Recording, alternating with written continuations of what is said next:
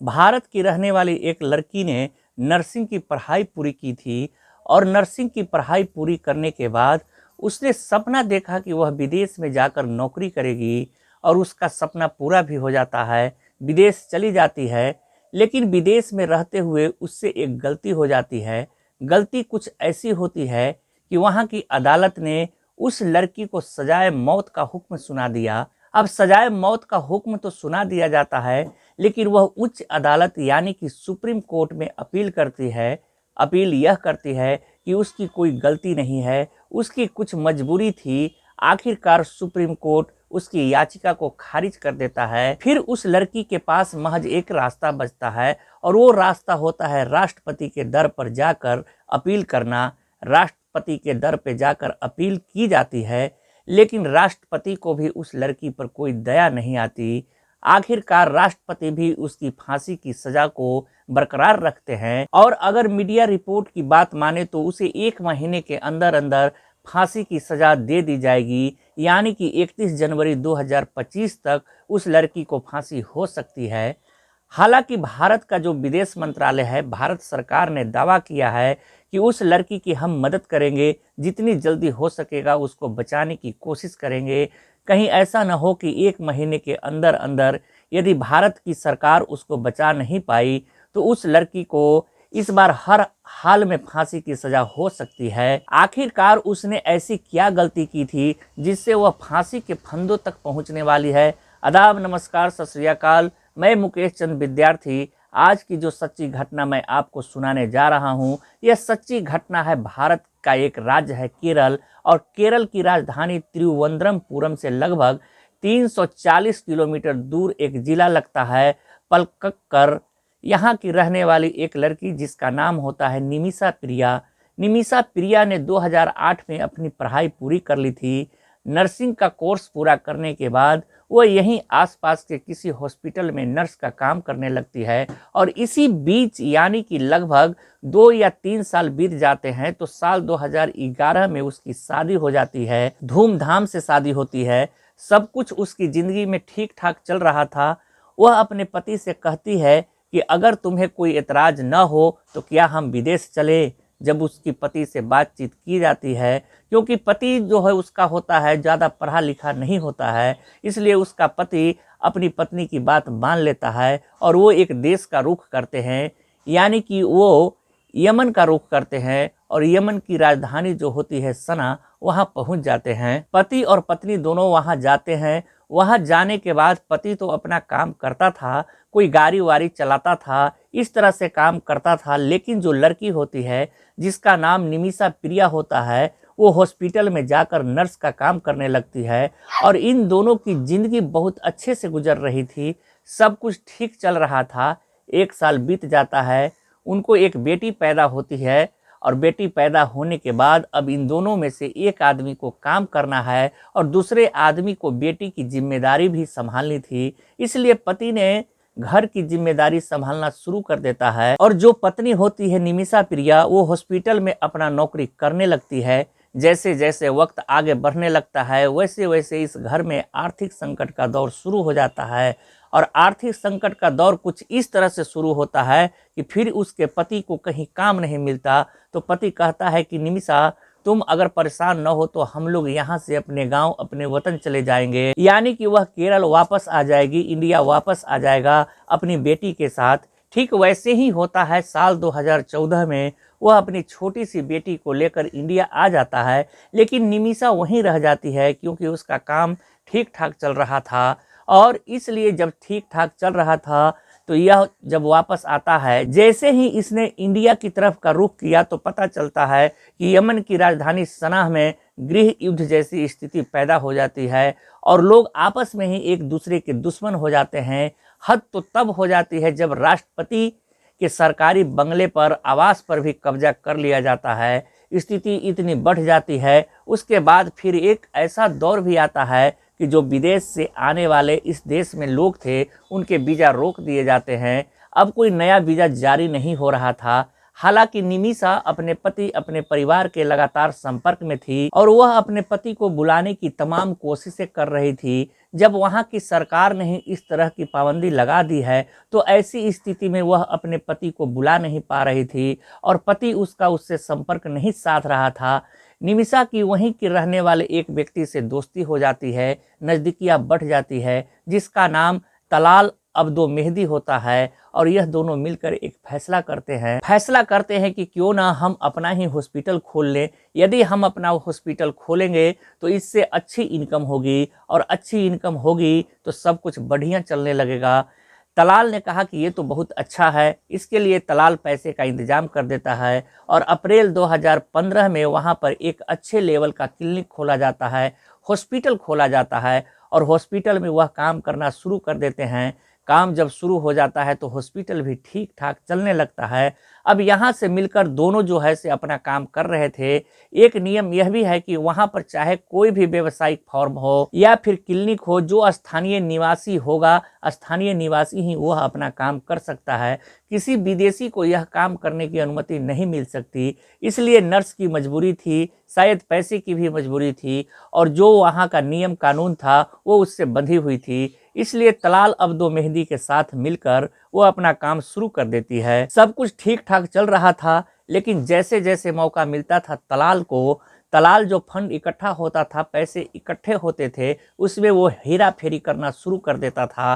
Nurse कहती थी निमिषा कि ये जो पैसे है इससे हम अपने ही इस क्लिनिक को और बड़ा रूप देंगे, और ज़्यादा पैसा इकट्ठा हो गए तो ज़्यादा अच्छा काम चलेगा, और इसलिए हम दोनों मिलकर काम करते हैं। जो तुम फंड में हेरा फेरी करते हो यह सब काम करना बंद कर दो, नहीं तो यह क्लिनिक किसी दिन बंद हो जाएगा और तुम्हें इस बात का एहसास भी नहीं होगा। जब इस बात को देखते हुए दोनों ने कभी न कभी कहा सुनी भी होना शुरू हो जाया करती थी। नर्स और जो तलाल था आपस में विवाद होता था। विवाद धीरे धीरे बढ़ने लगता है और नर्स उस क्लिनिक पर ध्यान देना कम कर देती है, और जैसे ध्यान देना कम करती है तो बजाय क्लिनिक बढ़ने के अब वो गर्त की तरफ जाने लगता है, यानी कि उसमें नुकसान होने लगता है और लगातार वो कर्ज में आने लगते हैं।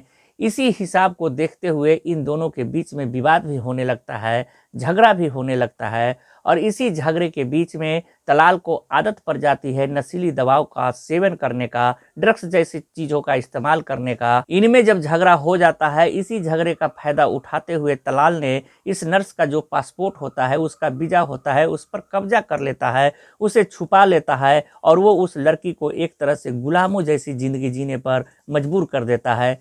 मीडिया रिपोर्ट ये बताती है कि तलाल कभी कभी अपने दोस्तों के साथ उसके घर पर पहुंच जाया करता था, और घर पर जब जाता था तो अपने दोस्तों को लेकर जाया करता था, और उसकी कोशिश रहती थी कि वो उस नर्स के साथ जबरदस्ती उसके साथ शारीरिक संबंध बनाने की कोशिश करता था, और नर्स इस बात का विरोध करती थी।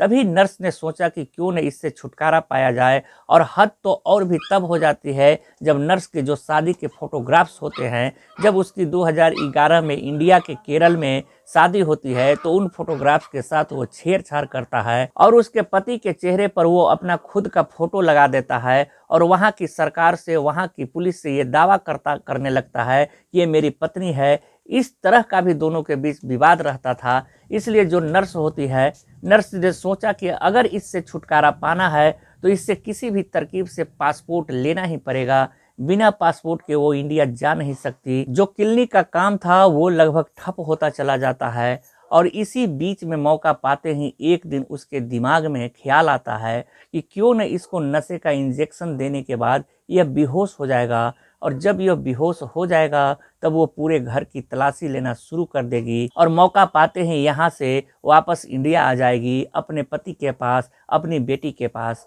ऐसे ही जब उसने उस व्यक्ति को, तलाल को, नशे का इंजेक्शन दिया जाता है तो उसे पहले इंजेक्शन से कुछ होता नहीं है। उसको लगता है कि इसको एक और इंजेक्शन दे देना चाहिए। जब वो इंजेक्शन दे देगी तो शायद ये बेहोशी की हालत में हो जाएगा। उसके बाद वो अपना पासपोर्ट इसके कब्जे से ले लेगी। इसी बीच में उसने मौका पाते ही एक ओवरडोज का एक और इंजेक्शन तैयार किया और तलाल अब्दो मेहदी को लगा देती है, और जैसे ही उसको वो इंजेक्शन लगाया जाता है, इसी बीच में उसकी मौत हो जाती है। कब मौत हो जाती है इसका पता ही नहीं चलता। मामला पुलिस तक पहुंचता है और पुलिस इस महिला को हिरासत में ले लेती है। साथ ही जो तलाल अब्दो मेहदी था उसके परिवार वाले एफआईआर दर्ज करा देते हैं। पुलिस इस मामले की जांच पड़ताल करती है तो यह लड़की अपने जुर्म को कबूल कर लेती है। वो कहती है कि इसने नशीला इंजेक्शन दिया था और दूसरे इंजेक्शन जो उसने ओवरडोज दे दी थी उसकी वजह से इसकी मौत हो जाती है। 2017 में पुलिस इस लड़की जो नर्स होती है उसको गिरफ्तार कर लेती है। गिरफ्तार करने के बाद मामला फिर अदालत पहुंच जाता है और साल 2020 में जो वहां की निचली अदालत होती है इस नर्स को सजाए मौत का हुक्म सुना देती है। लेकिन इसके पास न तो ज्यादा पैसे थे ना ही ये अच्छा वकील करने की हैसियत रखती थी, इसलिए जो वहां की अदालत थी, जो ट्रायल कोर्ट था, ट्रायल कोर्ट में जो अपना पक्ष मजबूती से नहीं रख पाती, इसलिए इसको सजाए मौत का हुक्म सुना दिया जाता है। अब वहां फिर अपील करने का एक और मौका मिलता है सुप्रीम कोर्ट में। जब ये लड़की सुप्रीम कोर्ट में अपील कर रही थी तब भी इसको शायद एक अच्छा वकील नहीं मिल पाता है और साल 2023 की बात है, यह 13 नवंबर 2023 को इसकी अपील खारिज कर दी जाती है और अपील खारिज होने के बाद इसे पता चलता है कि इसको हर हाल में फांसी चढ़ाई जाएगी। इसी बीच में हालांकि इसे मौका भी मिलता है और मौका होता है ब्लड मनी का। ब्लड मनी के बारे में कुछ इस तरह से बताया जाता है कि जिस पीड़ित परिवार का कोई व्यक्ति मर जाता है उस पीड़ित परिवार के पास जाने के बाद उससे माफ़ी मांग ली जाए। यदि उससे पूछा जाए कि आप बदले में कुछ पैसे लेना चाहते हैं तो वो पैसा आप हमको बता दें, हम अदा कर देंगे। जो भी वो रकम बताते हैं, यदि वो रकम चुका दी जाती है तो ब्लड मनी के माध्यम से आरोपी को माफी भी हो सकती है और वो छूट भी सकती है। इसी बीच में बातचीत भी चल रही थी लेकिन बातचीत कंप्लीट बन नहीं पाती है। हालांकि इसके जो पति होता है वो इंडिया में रहते हुए द सेव निमिषा प्रिया नाम से एक क्राउड फंडिंग की अपील करता है और वो बताता है कि वो एक ऑटो में ड्राइवरी का काम करता है। उसकी एक बेटी है, उसकी पत्नी इस तरह से यमन जाती है, सना में रहकर वो अपना एक क्लिनिक पर काम करती थी। वहां पर इसके साथ कुछ इस तरह की पूरी कहानी बयां करता है। बयां करने के बाद ये मामला बहुत ज़्यादा वायरल भी होता है, क्राउड फंडिंग भी इकट्ठा होती है, लेकिन उसमें पारदर्शिता न होने की वजह से वो मामला भी कहीं न कहीं अधर में लटक जाता है और ये बताया जाता है कि 1,60,00,000 में बात तय भी हो जाती है। लेकिन इतने पैसे का सही वक्त पर इंतजाम न होने की वजह से साथ ही वह परिवार के जो लोग थे, जो तलाल अब्दू होता है उसके परिवार के लोगों ने इनकार भी कर दिया था और ये मामला फिर अधर में लटक जाता है। अब ऐसी स्थिति में मामला फिर राष्ट्रपति के यहाँ चला जाता है ताकि राष्ट्रपति की यहाँ अपील की जा सके और इस लड़की की ज़िंदगी को बचाया जा सके। लेकिन वहाँ के जो राष्ट्रपति होते हैं रशीद अल अमीनी, बताया जाता है कि दिसंबर 2024 में इस लड़की की जो अपील होती है उसको खारिज कर देते हैं और इस बात की सूचना 30 दिसंबर 2024 को भारत का विदेश मंत्रालय इसकी पुष्टि कर देता है कि वहां के राष्ट्रपति यानी कि यमन के राष्ट्रपति राशिद अल अमीनी ने इस लड़की यानी कि नर्स निमिषा प्रिया की अपील को खारिज कर दिया है और कह दिया है कि इस लड़की को हर हाल में फांसी की सजा दे दी जाए। यदि उसे फांसी की सजा दे दी जाती है तो मीडिया रिपोर्ट ये दावा करती है कि लगभग उसके पास 1 महीने का समय है। यदि 1 महीने में अगर कुछ नहीं होता है तो उसे 31 जनवरी 2025 तक फांसी के फंदे पर चढ़ा दिया जाएगा। यह लड़की साल 2017 से लेकर अभी तक सलाखों के पीछे है, जेल में है और इस लड़की की जो माँ होती है अपनी बेटी को बचाने के लिए वो तमाम तरह के प्रयास कर रही थी, लेकिन उनके प्रयास बताए जाते हैं कि नाकाफी साबित होते हैं। कहीं ना कहीं इस लड़की की ज़िंदगी अब खतरे में है। हालांकि भारत का विदेश मंत्रालय और भारत सरकार निमिषा प्रिया को बचाने के लिए तमाम प्रयास कर रहा है। उनका दावा है कि हम इस लड़की को बचाने के लिए हर संभव कोशिश करेंगे, लेकिन यह बात सक्सेस हो पाती है, सफलता मिल पाती है या नहीं मिल पाती है यह तो खैर भविष्य के गर्भ में छिपा है। लेकिन जिस तरह से निमिषा प्रिया फांसी की सजा का मामला सोशल मीडिया पर लगातार वायरल हो जाता है, ऐसी स्थिति में जो पंजाब के 2 लड़कों की साल 2019 में सऊदी अरब में जो फांसी की सज़ा दी जाती है, साथ ही उत्तर प्रदेश के मेरठ के रहने वाले जैद के मामले में फांसी का मामला लगातार सुर्खियों में बना हुआ था, ठीक वैसा ही ये निमिषा प्रिया का मामला भी सुर्खियों में बना हुआ है। अब आगे देखने वाली बात यह है कि क्या इस लड़की को फांसी होती है या नहीं होती है, यहाँ की सरकार इसे बचा पाती है या नहीं बचा पाती है, क्या ब्लड मनी वाला मामला फिर से उभर कर सामने आएगा कि परिवार के लोग माफ़ी देने को तैयार हो जाएंगे और जो ब्लड मनी के रूप में जो रकम तय हो जाती है वो रकम लेने को तैयार हो जाएंगे या नहीं होंगे। अभी कई तरह के सवाल है और इस लड़की के पास 1 महीने का समय बचा हुआ है। दोस्तों, इस पूरे घटनाक्रम को सुनाने का उद्देश्य किसी को परेशान करना नहीं है, किसी का दिल दुखाना नहीं है, बल्कि आपको जागरूक करना है, आपको सचेत करना है। जिस तरह से इस लड़की को बचाने के लिए एक अभियान चलाया गया था, बताया जाता है कि क्राउड फंडिंग के नाम पर जो पैसे इकट्ठे हो रहे थे उसमें पारदर्शिता न होने के कारण ही कुछ लोग इसमें जो सामने पड़ते हैं पर फिर पीछे हट जाते हैं।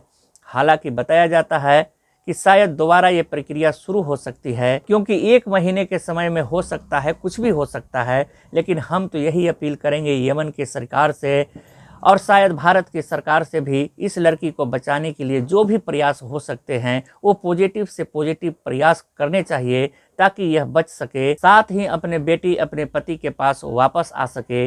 दोस्तों, जाते जाते इतना ही कहना चाहूँगा कि आप अपना और अपने परिवार का ख्याल रखें, सुरक्षित रहे। जय हिंद, जय भारत, धन्यवाद।